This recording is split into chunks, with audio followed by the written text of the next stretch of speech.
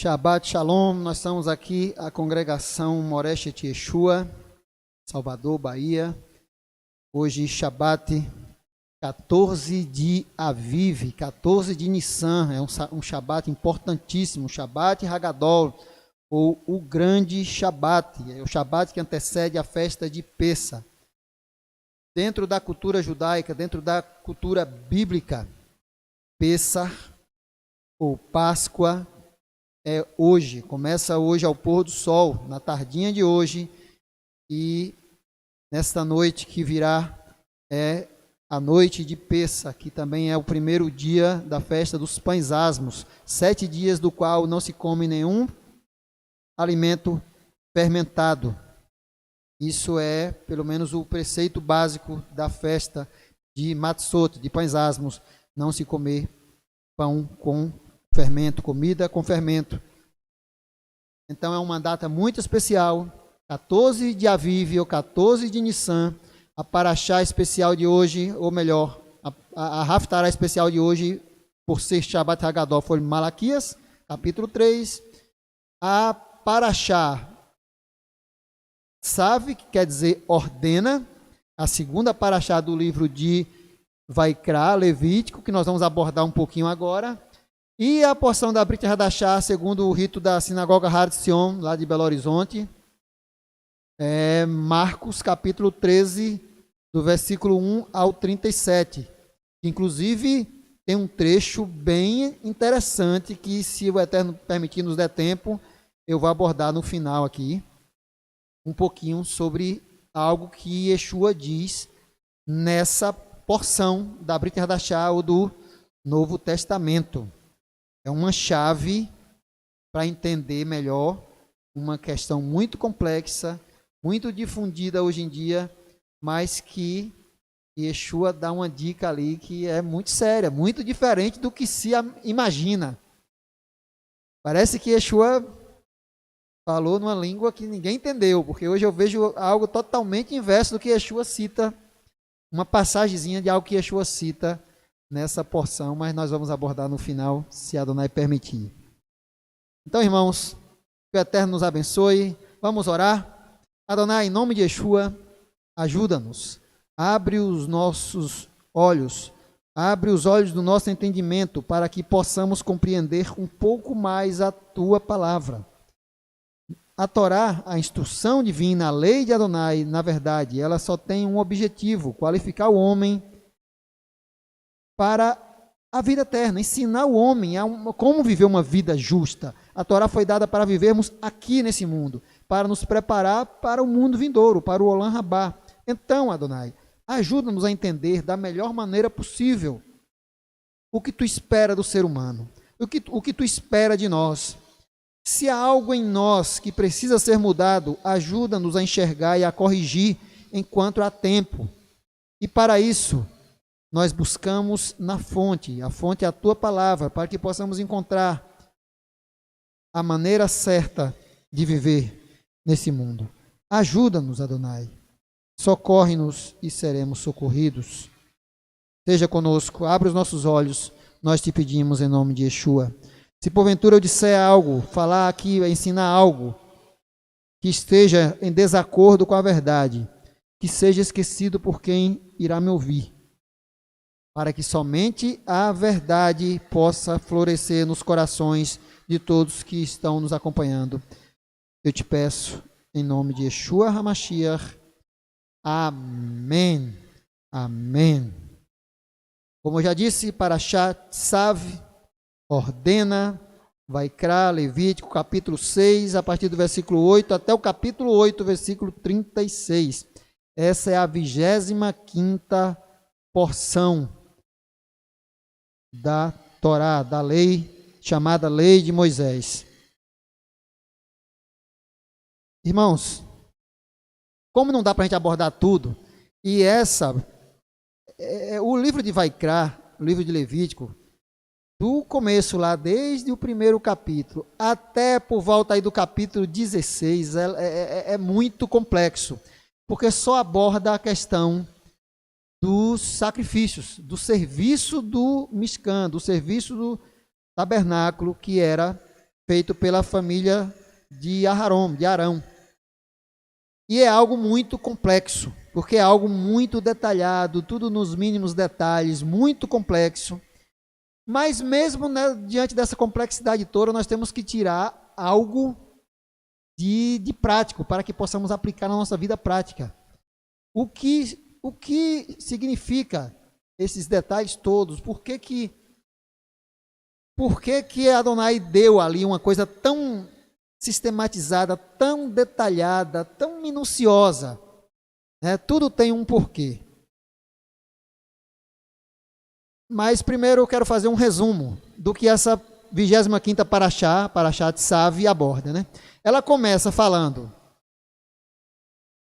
sobre o holocausto, né? Dando instruções sobre o holocausto, que era aquele sacrifício que era queimado no altar. Também instruções sobre a minhá, que era aquela oferenda, né, de flor de farinha, que era assada ali e os sacerdotes comiam.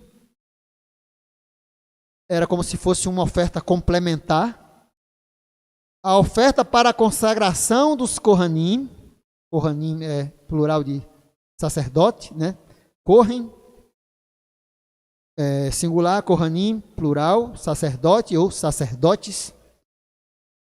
Ofertas pelo pecado e culpa. Eu acho interessante que a Torá já, esse termo de dolo e culpa, que a gente vê muito na lei humana, nós vemos que a origem é aqui.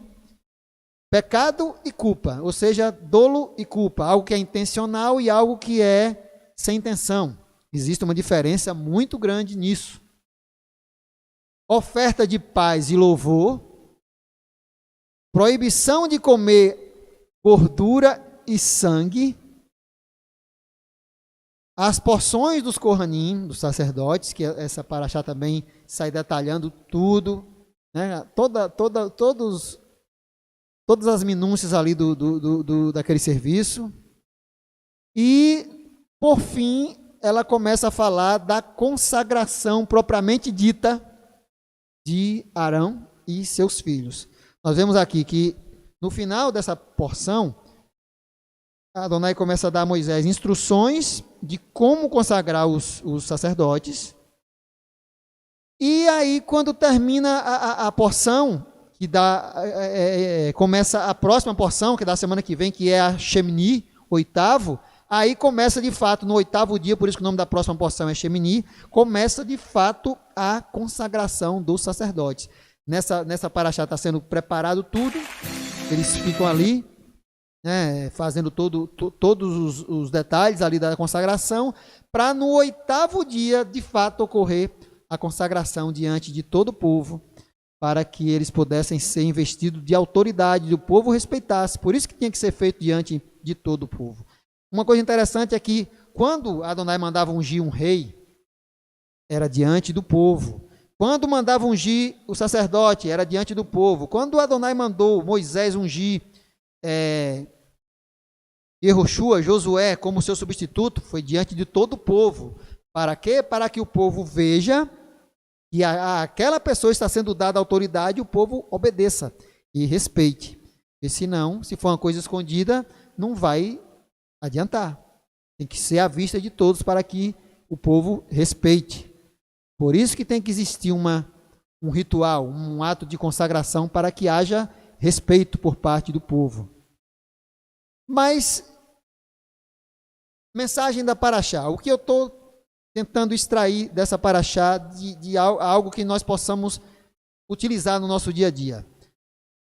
Essa é uma Parashá que é difícil você colocar um título. Como vocês vão ver, eu vou abordar um pouco da Parashá e em seguida nós vamos abordar também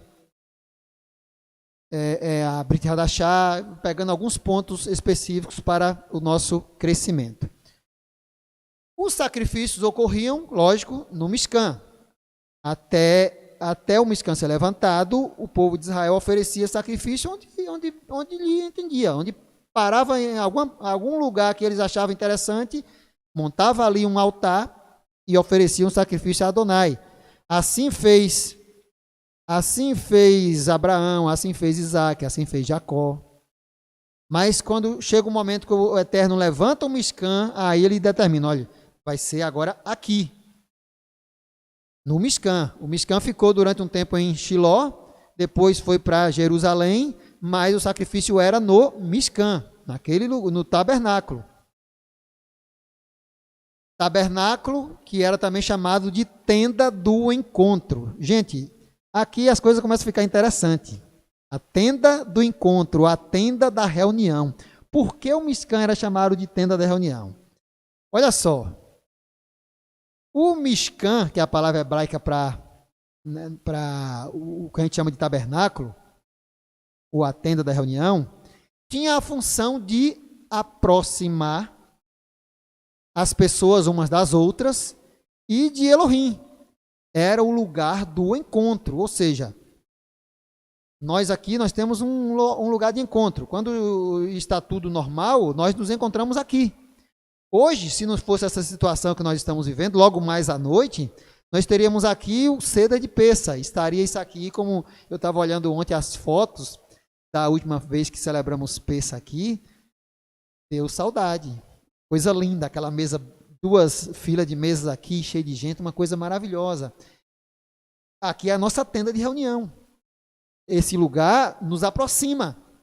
Nós nos reunimos aqui, exercitamos nossa comunhão, exercitamos nossa fé. Adonai se faz presente, porque Adonai habita no meio do povo. Né? Assim que ele disse que quando mandou construir o tabernáculo, que habitaria no meio do povo de Israel, não nas paredes, mas no meio do povo. Era necessário que o povo ali estivesse para que Adonai ali habitasse. Quando tem 2 ou 3, ou seja, é a questão que a Torá fala das 2 testemunhas, né? Tem que ter no mínimo 2 ou 3, ou seja, o mínimo de 2 para que ele se faça presente. Então, o tabernáculo, o Mishkan, ele tinha essa função de aproximar as pessoas umas das outras e aproximar também de Adonai, de Elohim. Era o lugar do encontro, a tenda do encontro. Outro ponto, e daqui a pouco eu vou voltar a falar disso, do aproximar.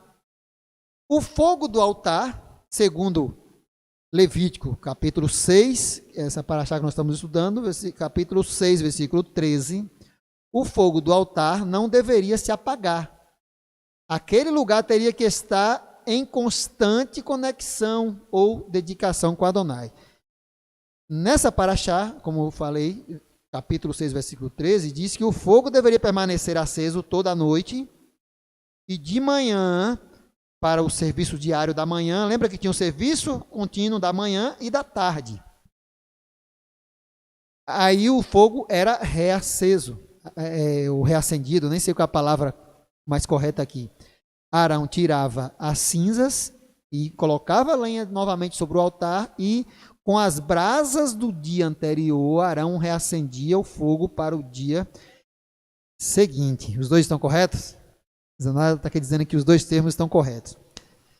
Olha só, quem já viveu no interior sabe que se você pegar uma fogueira, pega um monte de lenha e queima, e deixa aquele montão ali durante a noite, ela vai amanhecer o dia com brasas. Quando você chega lá de manhã que desmancha aquilo ali, vai ter brasas vivas ali dentro. Não precisa que esteja alguém ali abanando fogo para manter aceso, não. Basta você ter um montão de brasas e deixar lá ela, durante a noite juntas ali, que no dia seguinte você vai mexer, elas estão acesas. Zenaia está aqui dizendo a importância de estar junto. É verdade. Aquele ditado que se usa muito, de que o tição é tirado do fogo e ela apaga, é verdade. Você que, porventura, tem o desejo de se isolar do seu grupo, da sua congregação, a tendência é que você esfrie e o seu fogo apague. Porque o tição no meio do fogo, um aquece o outro e o fogo se mantém aceso. Aquele montão de brasas ali, quando o dia amanhece, está lá acesa, porque aquele montão junto ali conservou a alta temperatura, as brasas continuaram acesas. Aí o que o sacerdote fazia? Pegava daquelas brasas e acendia o fogo. Daquele mesmo fogo teria que ser aceso o incenso, queimar o incenso. Era aquele fogo contínuo que não deveria se apagar. Era um fogo santo. E lembra que esse fogo, em muitos momentos, o próprio Eterno acendeu? Quando Elias fez aquele sacrifício lá no monte, me lembra que o nome do monte? Lá com aquela questão dos profetas de Baal, desceu fogo do céu, acendeu o Monte Carmelo, acendeu o fogo do sacrifício. Em outras passagens nós vemos o próprio Eterno acendendo aquele fogo. Esse fogo, o fogo do altar, ele é santo. Isaías tem uma visão, o profeta Yeshayahu tem uma visão de uma brasa sendo tirada do altar, vindo, queimando a boca dele ali, purificando a boca dele. Porque o fogo do altar, ele é santo, ele é puro, ele purifica. E aqui o fogo não poderia ser apagado. Por quê? Para que não se pegue um fogo qualquer e acenda o fogo novamente. Tem que ser todos os dias, pegava aquela brasa do dia anterior, que ficou acesa durante a noite, e acendia novamente o sacrifício para o dia seguinte. E assim era continuamente. Isso é interessante. A conexão com o Eterno teria que estar sempre ativa. É por isso, irmãos, que nós aqui na congregação tivemos...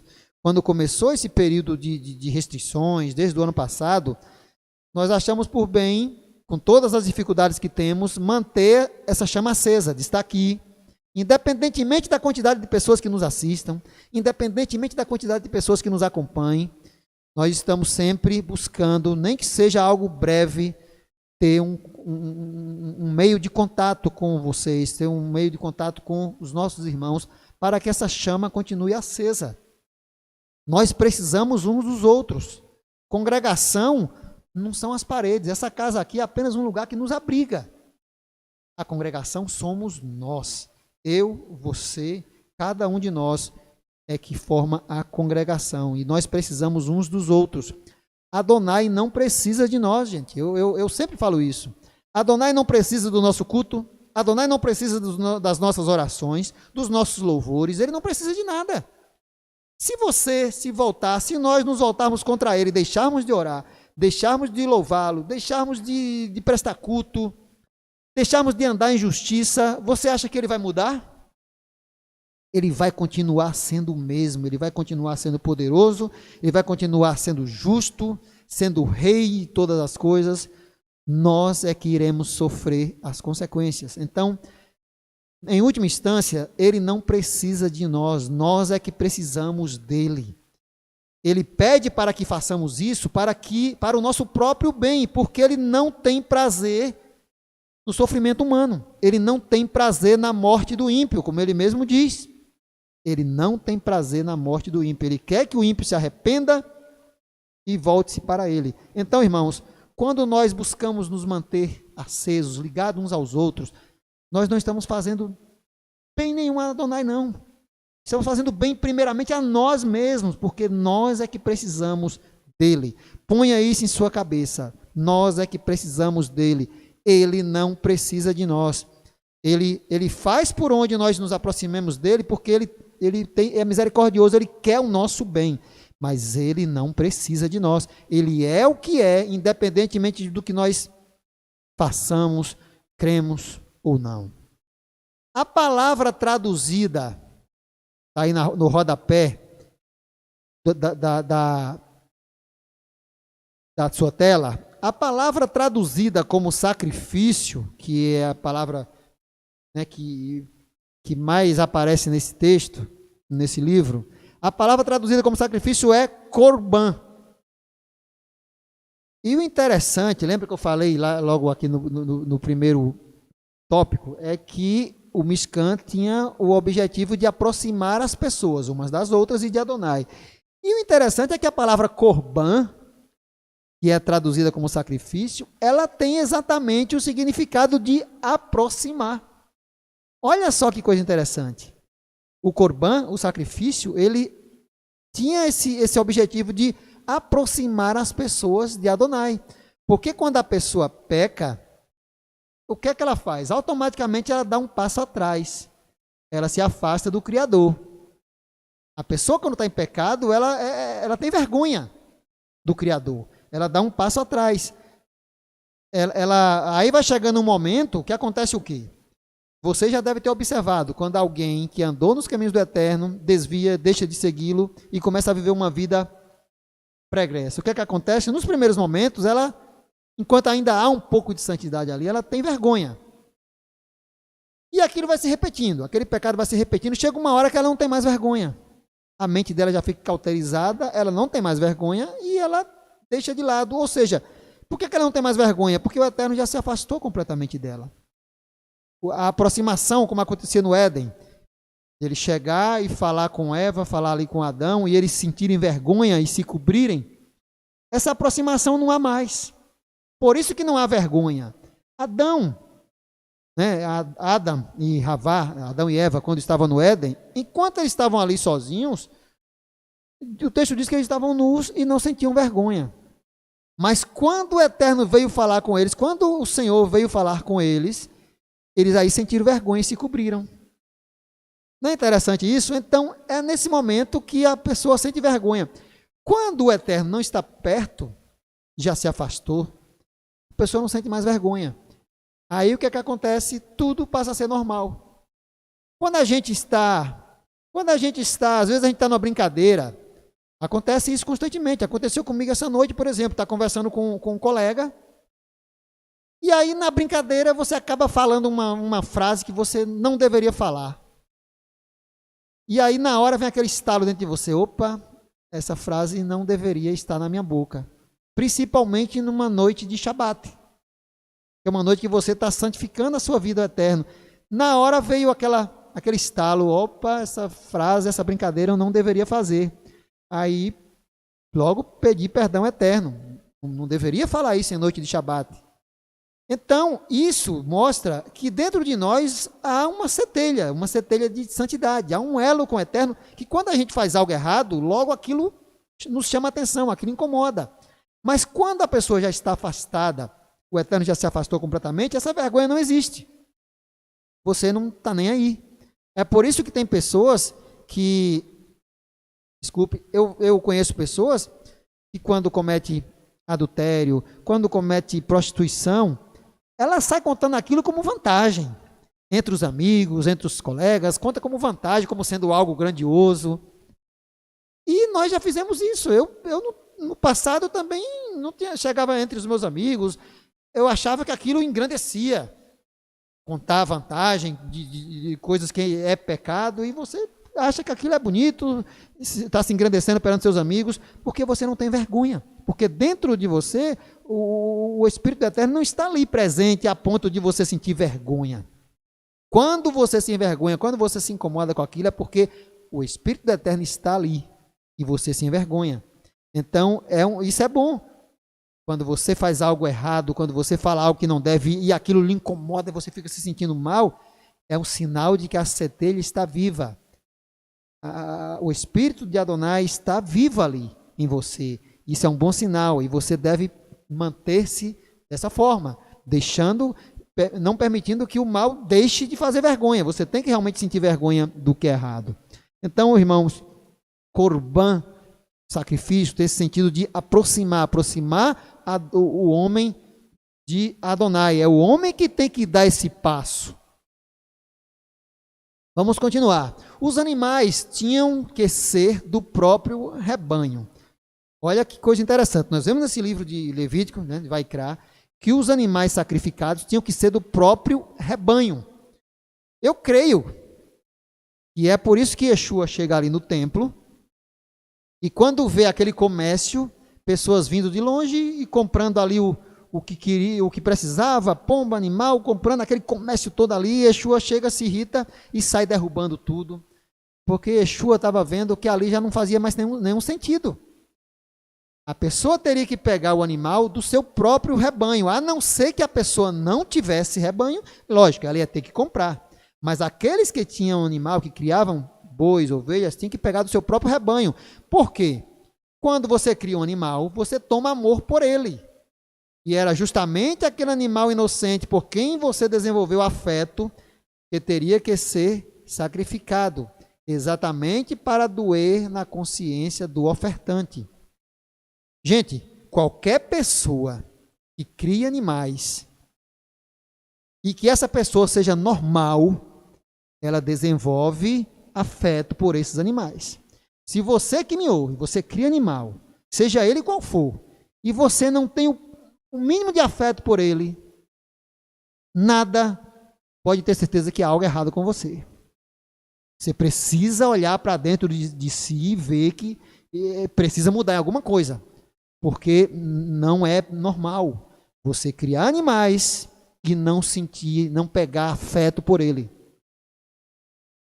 Eu já ouvi até pessoas falarem que a pessoa que não gosta de animais, pessoas que não desenvolvem afeto por crianças, pessoas que não desenvolvem afeto por animais que cria, essa pessoa tem algum problema, de caráter. E eu também acredito nisso.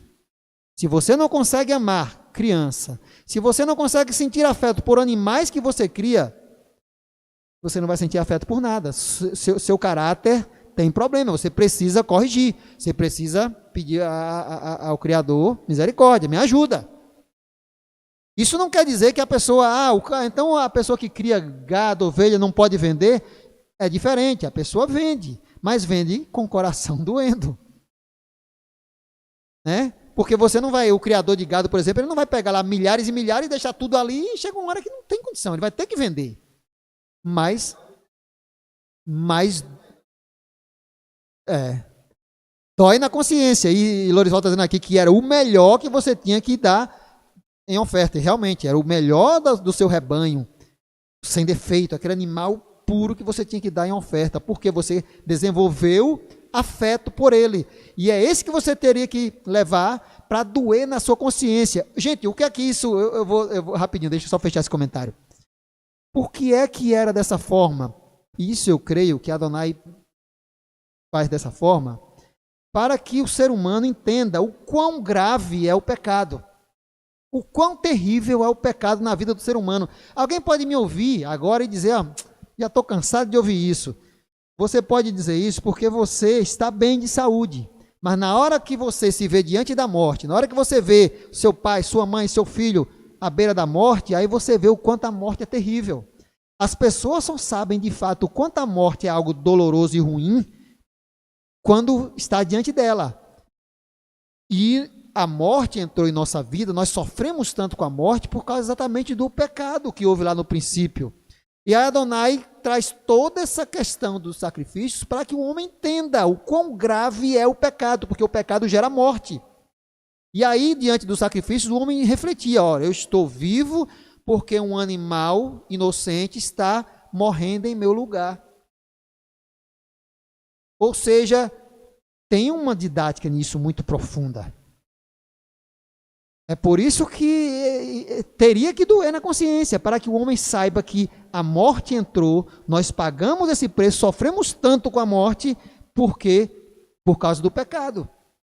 Para que o homem não se esqueça desse detalhe. Por isso que o livro de Levítico parece tão pesado, mas para que o homem entenda que o pecado é grave e que a morte, isso que é tão doloroso, entrou na nossa vida. Por isso, o mundo está aí agora assustado. As pessoas estão apavoradas com medo da morte. Lembre-se que isso tudo aconteceu porque um dia houve a desobediência fatal que trouxe sobre nós a morte. E isso precisa ser corrigido. Isso já foi corrigido, mas ainda não chegou o tempo de tomarmos posse de fato dessa correção que foi a vida do próprio Messias, né, por nós. Mas o ponto aqui é esse: Adonai quer que o homem, ao ler essa questão, ao ler tanta morte que há no livro de Levítico, tantos sacrifícios, que o homem entenda o quão grave é o pecado. Chico queria fazer um comentário, Zenaia também. Chico...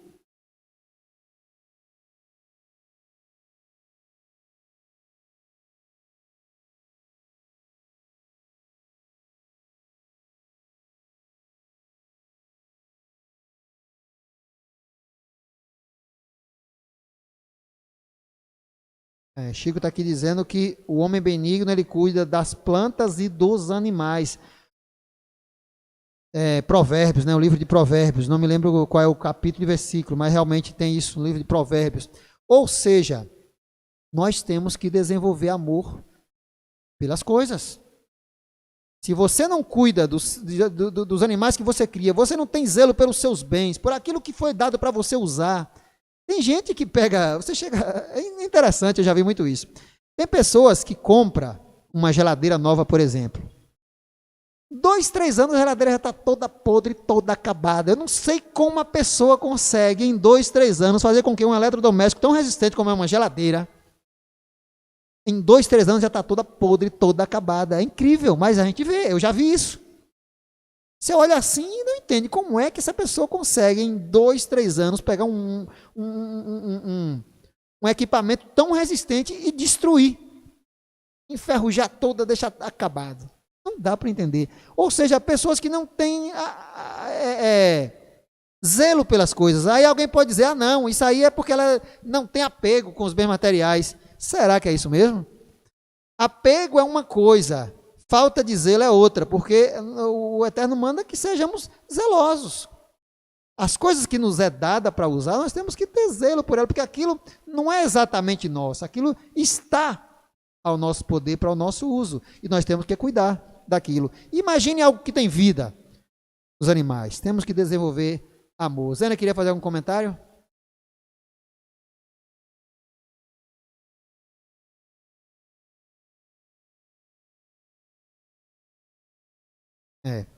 Zena está aqui dando exemplo de Abraão com Isaac. Abraão ali estava, eu vou falar disso ainda, Abraão estava ali ofertando a sua vida. Para um pai, aqui tem mãe, temos aqui uma mãe, e eu e Lorisvaldo aqui que somos pai, se tiver que decidir entre a vida do nosso filho e a nossa, a gente prefere que a nossa vida se vá. A gente vai pensar logo, agora eu já vivi bastante, deixa meu filho viver e eu morro no lugar dele. Né? Não como sacrifício, não é isso, porque já foi feito sacrifício por eles, mas pelo amor que nós sentimos pelos nossos filhos. Qualquer mãe, qualquer pai verdadeiro, ele prefere morrer do que ver seu filho morrer. Isso é natural.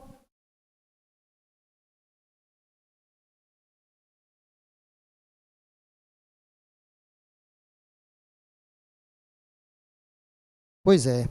O pecado, Zena está aqui dizendo que o pecado lá do princípio, né, no Éden, foi tão grave que perpetua até os nossos dias.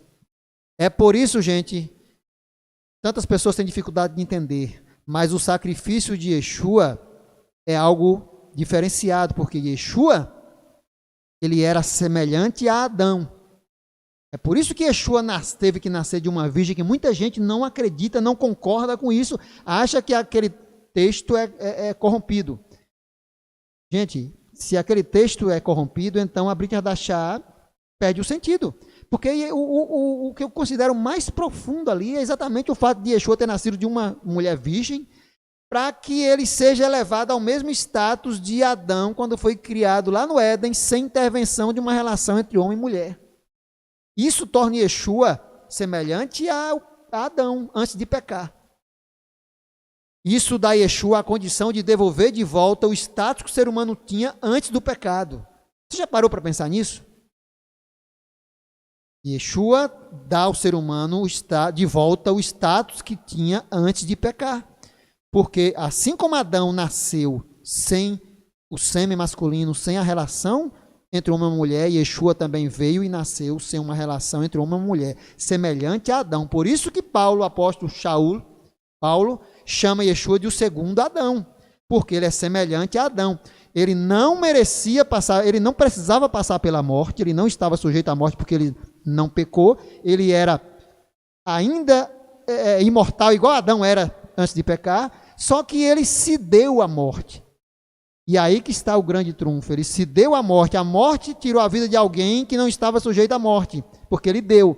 E aí ele adquire de volta o direito que Adão tinha antes de pecar. E aí ele faz o quê?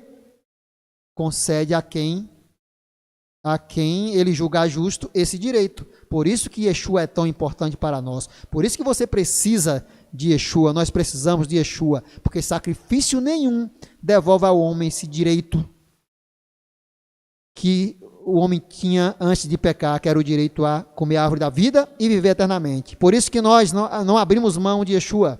Aconteça o que acontecer, nós não abrimos mão do nosso Messias Yeshua, porque quando você entende o sacrifício de Yeshua e quando você tem a sua experiência pessoal com ele, você prefere morrer de que negá-lo?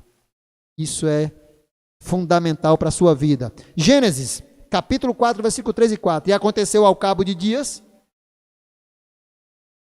que, a luz aqui impede de ler, que trouxe Caim do fruto da terra uma oferta do Senhor, ao Senhor.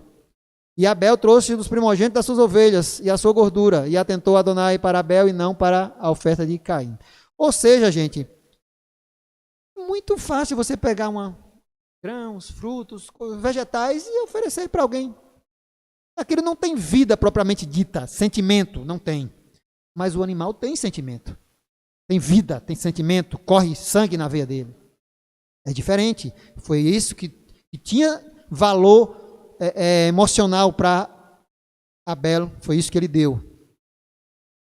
Abel trouxe uma oferta que tinha valor afetivo. Quando Abraão ofereceu Isaque em sacrifício, foi como se ele tivesse sacrificado a sua própria alma, aquilo que Zena falou mais cedo. Abraão aqui estava oferecendo como se a sua própria vida, a sua alma.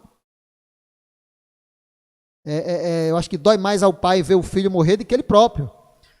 Uma observação que Yeshua fez a respeito de uma pessoa que ofertava ao tesouro do templo, aquela chamada oferta da viúva pobre, em Marcos 12, 44, Yeshua fortalece essa ideia.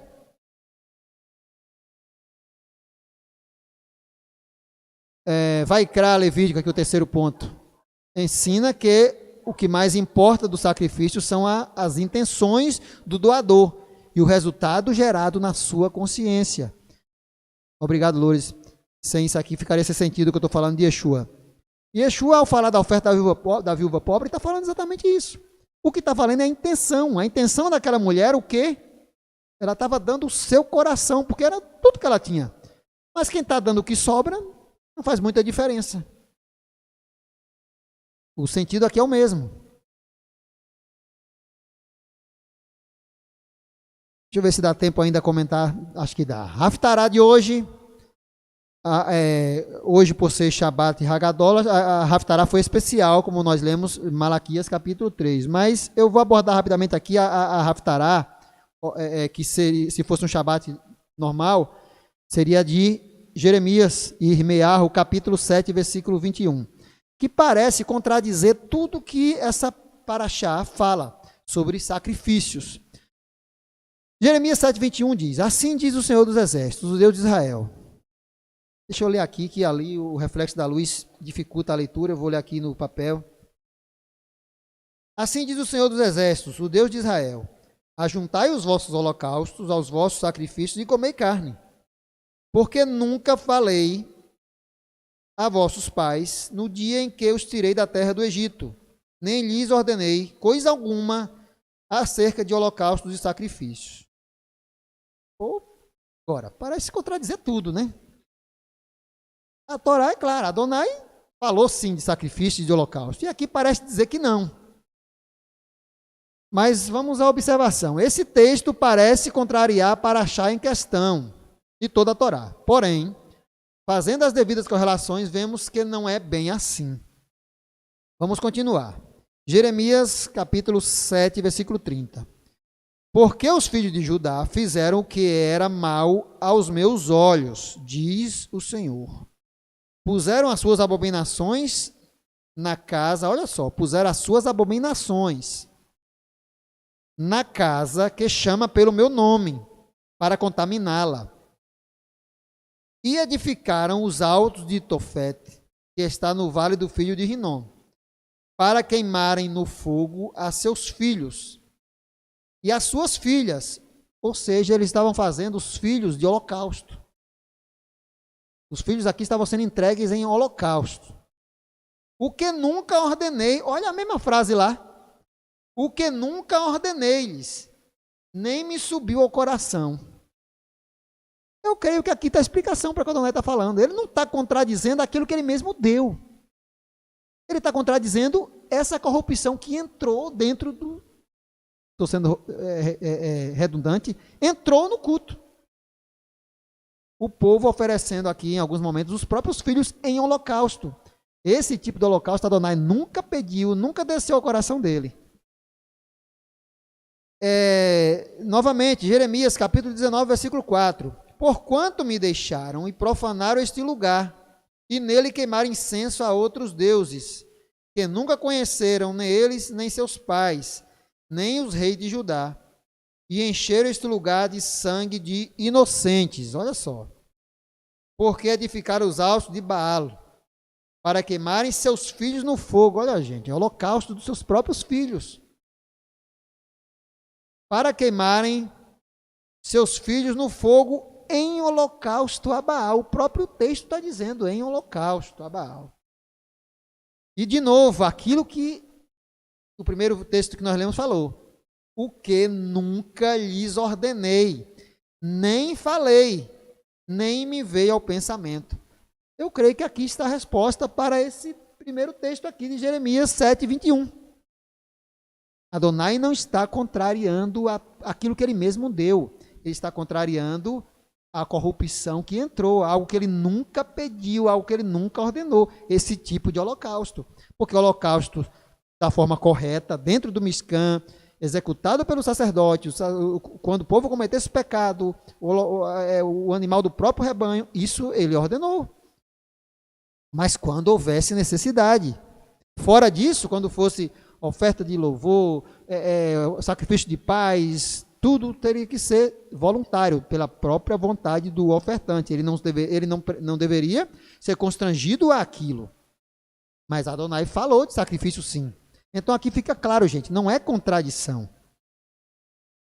E para encerrar, eu queria falar com vocês um pouco aqui sobre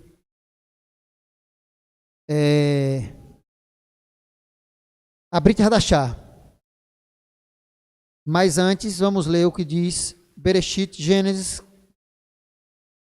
14, 18. Aqui eu digo o seguinte: há uma ordem sacerdotal anterior à de Arão. Por que eu estou falando isso? Porque a Parashá está falando exatamente da consagração dos sacerdotes.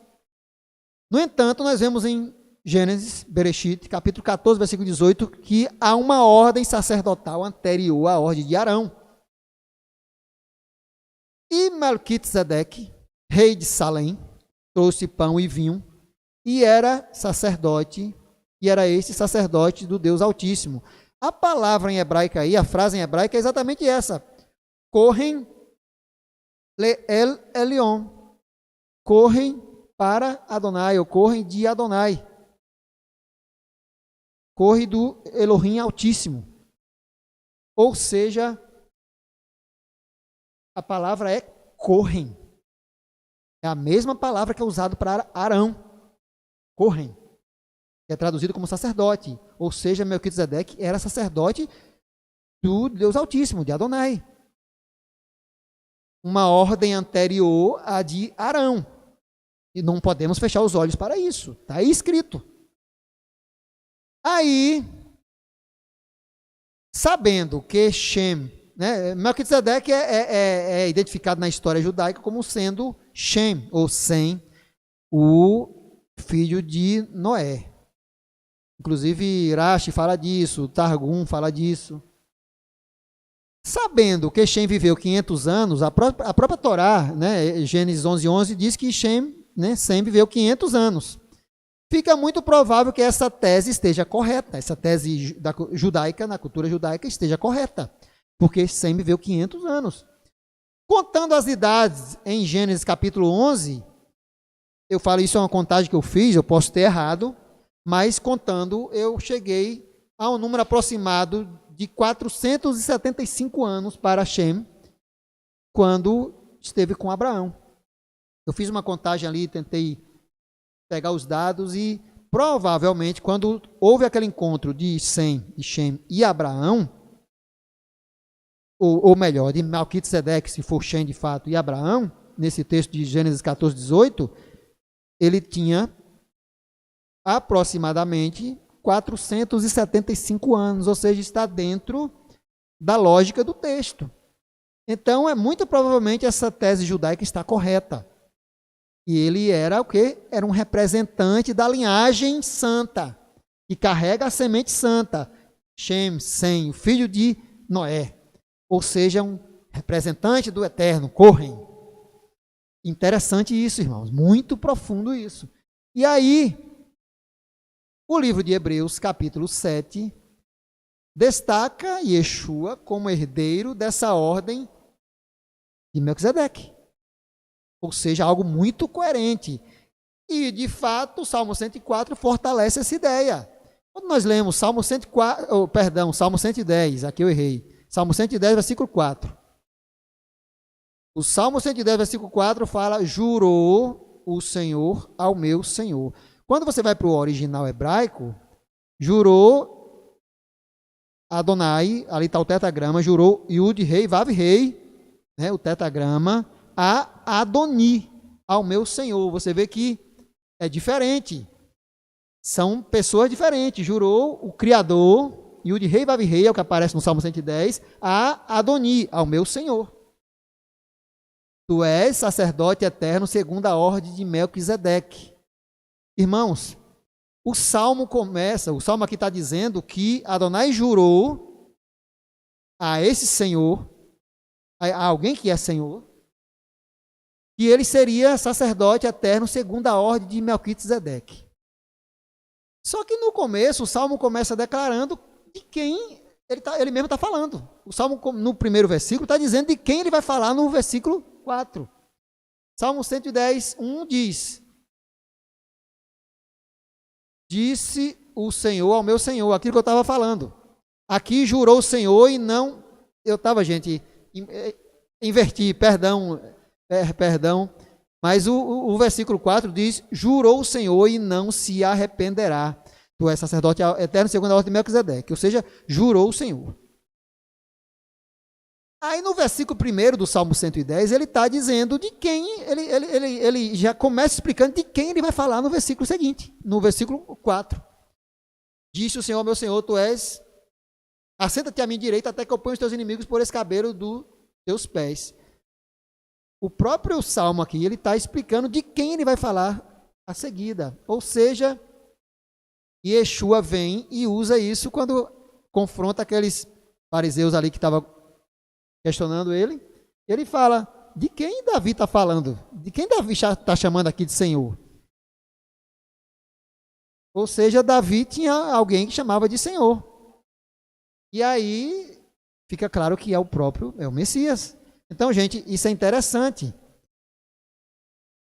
Existe uma ordem sacerdotal diferente, a ordem de Melquisedeque, e que os autores da Brit Hadashah, o livro de Hebreus, diz que Yeshua é sacerdote segundo essa ordem.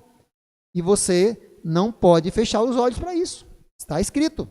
Começa lá, em Bereshit, vai para o livro de Gênesis, ou vai para o livro dos Salmos, e o escritor de Hebreus bate o martelo nisso. Aí Lucas, capítulo 5, versículo 13, aponta algo interessante aqui. Vem aqueles leprosos, a Yeshua pede para ser curado. Aí o texto diz: e ele, estendendo a mão, tocou-lhe, dizendo: quero ser limpo. E logo a lepra desapareceu dele. Parashá Tazria, Parashá Metsorá. Quem é que cuidava da pessoa leprosa? O sacerdote. As pessoas leprosas tinham que ir ao sacerdote para que o sacerdote examinasse, avaliasse. A pessoa só estava limpa quando o sacerdote dissesse: olha, está limpa, pode voltar para o convívio social. Aí o cidadão aqui vai até Yeshua e pede para ser limpo. Aí Yeshua diz: eu quero que você seja limpo. E o cidadão foi limpo. Olha só, papéis parecidos aqui. Assim como Arão era sacerdote, a ele foi dado esse papel, esse sacerdote, segundo a ordem de Melquisedeque, chega e faz algo semelhante, só que com um poder superior. O sacerdote analisava, avaliava, mas não tinha o poder de curar. Aqui vem o sacerdote, segundo a ordem de Melquisedeque, avalia, vê que é lepra e tem o poder de curar. E determina a cura, ó, seja limpo. E o cidadão já sai dali limpo. Ele não só examina, mas como ele cura. E aí manda e procurar o sacerdote para dar a oferta que a lei requer. Ou seja, veja que o sacerdote de Melquisedeque, o sacerdócio de Melquisedeque que estava sobre Yeshua, ele não anula, um não anula o outro, mas ele tem um poder superior. Ele é anterior ao de Arão e certamente será posterior ao de Arão, ou seja, um sacerdócio eterno, um sacerdócio para sempre, como o Salmo 110 está falando. Porque ele tinha ele funcionava antes do sacerdócio de Arão e vai funcionar posteriormente ao sacerdócio de Arão. É um sacerdócio eterno. E Yeshua é o herdeiro desse sacerdócio. Gente, isso é fantástico. Porque Sem carregava a linhagem santa, que é Melquisedeque, carregava a linhagem santa. E Yeshua carrega essa linhagem santa. Gente, é fantástico. É fantástico. Infelizmente, a gente tem que acelerar para terminar, mas isso dá para prolongar bastante o estudo. É muito profundo. Mas vamos encerrar com esse versículo aqui, com esses versículos da porção da Brit Hadashah de hoje. Marcos capítulo 13, versículo 23 ao 30. Esse texto se repete em outros evangelhos, né, de Lucas, de Mateus. Chegam os discípulos de Yeshua até ele, mostram o templo e fala: mestre, olha que coisa linda, olha que construção linda, né, aquele templo maravilhoso. Aí Yeshua diz que não ficará pedra sobre pedra. Vocês estão vendo essa coisa tão fantástica, essa coisa gigantesca? Vai cair tudo. E aí eles ficam curiosos e vão perguntar a Yeshua quando aquilo aconteceria. Aí Yeshua começa explicando e chega um ponto que Yeshua fala no versículo 23. Mas vós, ou seja, vocês aqui que estão me ouvindo, principalmente, vale para nós hoje, eu creio também, mas principalmente para aqueles 12 que estavam ouvindo de Yeshua ali. Você não pode perder esse ponto de vista. Mas vós, vede, eis que de antemão vos tenho dito. Ora, naqueles dias, depois, Yeshua já tinha falado da destruição, daquilo tudo ali, e vai seguindo em frente no seu relato. Ora, naqueles dias, depois daquela aflição, o sol se escurecerá, e a lua não dará sua luz. Eu creio que Yeshua aqui está fazendo alusão ao profeta Joel. O profeta Joel, quando fala do grande e terrível dia do Senhor, ele fala tudo isso que Yeshua está dizendo aqui. E as estrelas cairão do céu, também, profeta Joel. E as forças que estão no céu serão abaladas. Lógico, se a lua está escurecendo, o sol também, as estrelas caindo, é porque está sendo abalada. Então, continua dentro do contexto de Joel.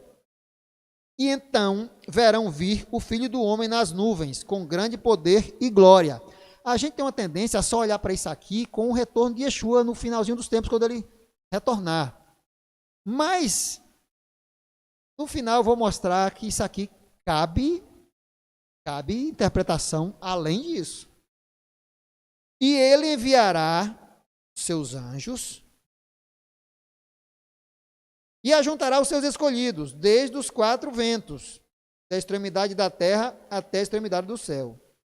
Aprendei, pois, a parábola da figueira.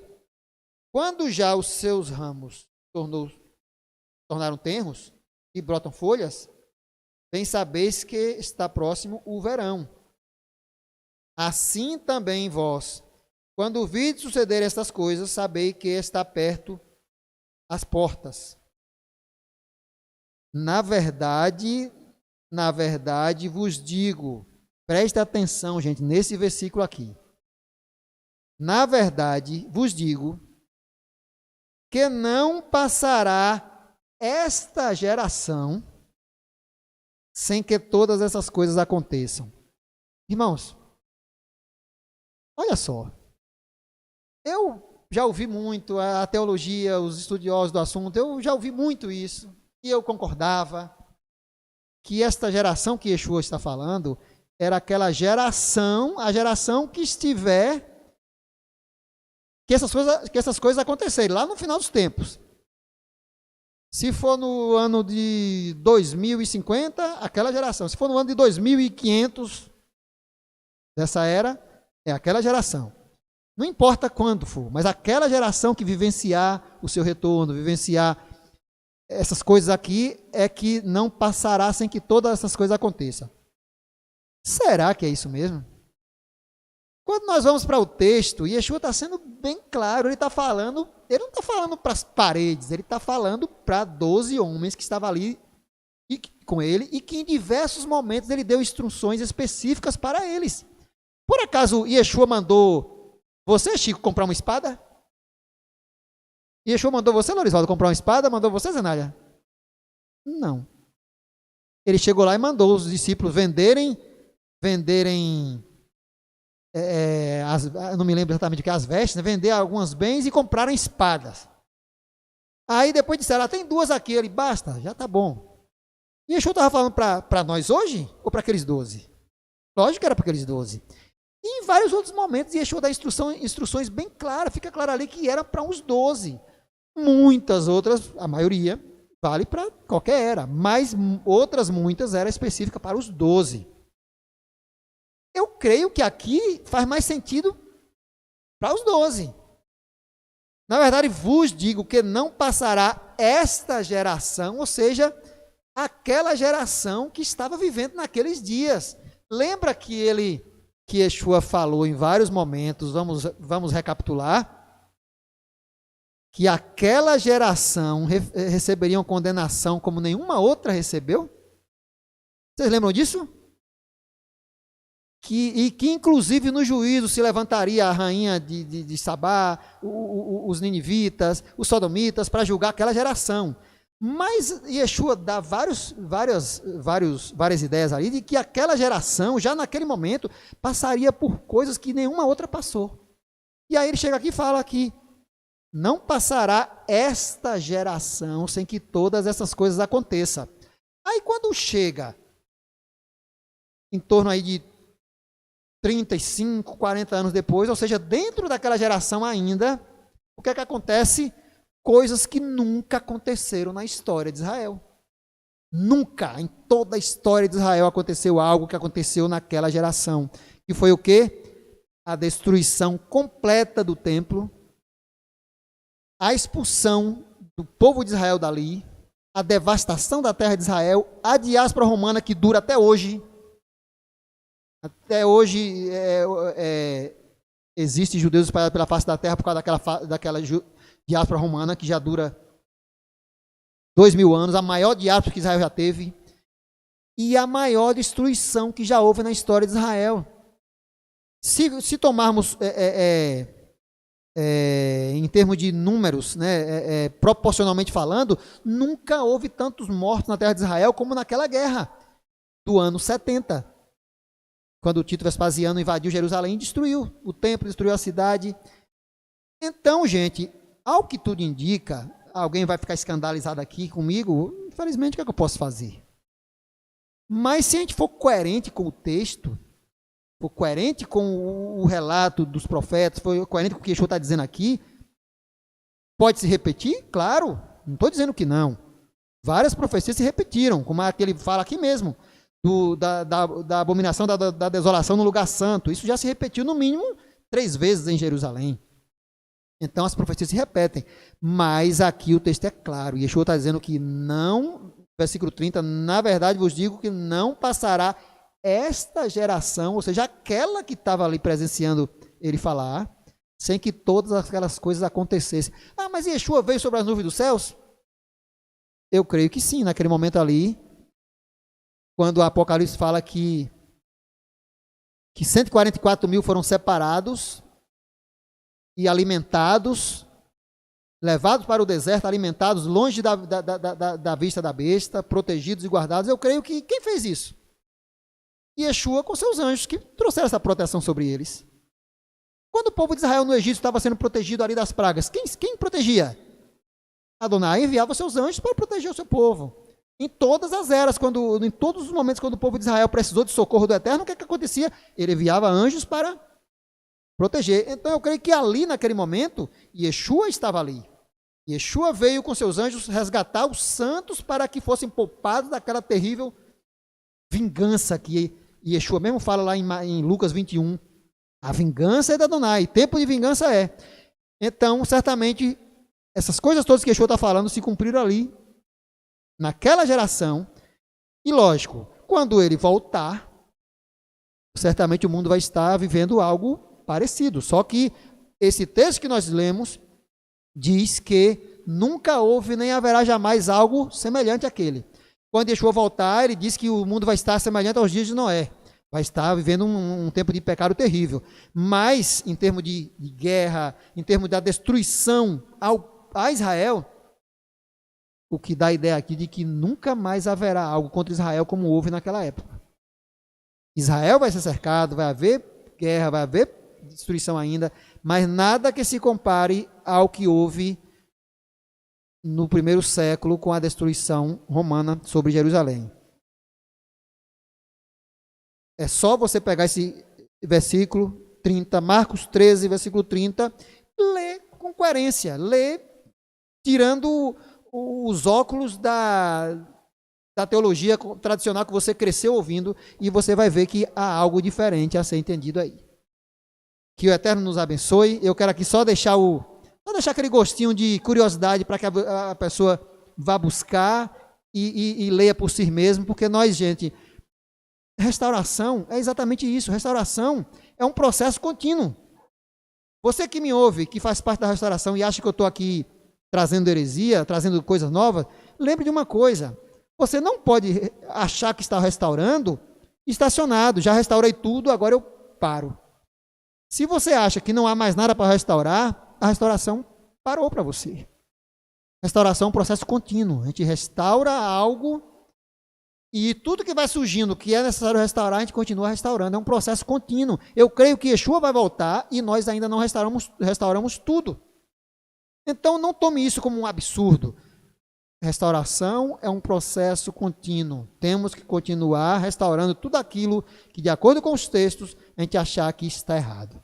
Se você não consegue restaurar instituições, restaure a sua própria vida, a sua própria crença, o seu próprio ser.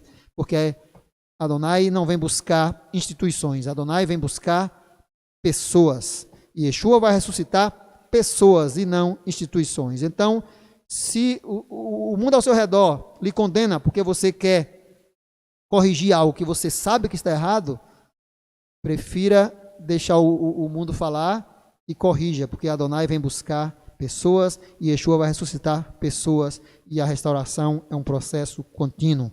Que Adonai nos abençoe em nome de Yeshua.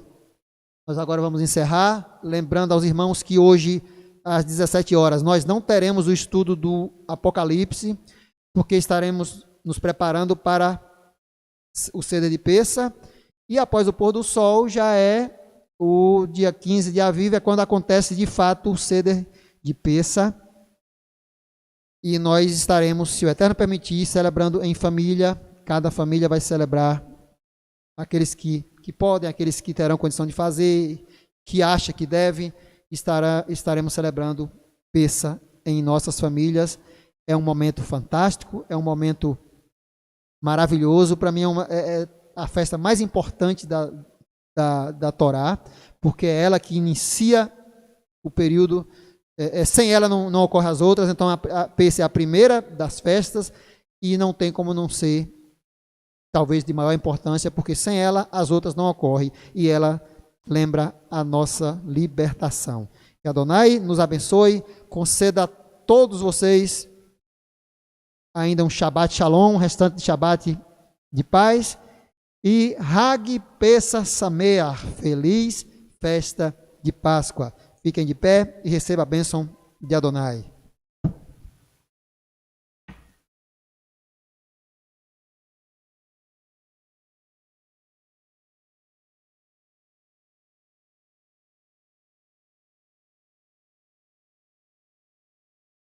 Yevarechecha Adonai veishmerecha, Yair Adonai panav elecha vihuneka, Sa Adonai panav elecha ve'asem lecha shalom. Amém. Que Adonai te abençoe e te guarde. Que Adonai faça resplandecer o seu rosto sobre ti e tenha misericórdia de ti. Que Adonai sobre ti levante o seu rosto e ponha em ti a paz. Amém.